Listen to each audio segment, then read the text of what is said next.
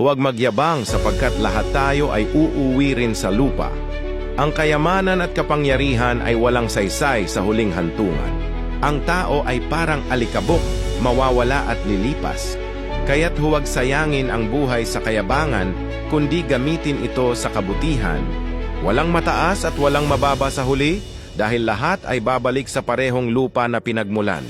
Ang buhay ay maiksi, huwag itong ubusin sa galit at inggit.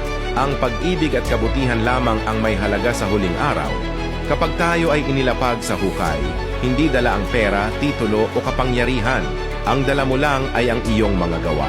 Matuto tayong yumuko at maging mapagpakumbaba sapagkat ang dulo ng lahat ay kapareho para sa lahat.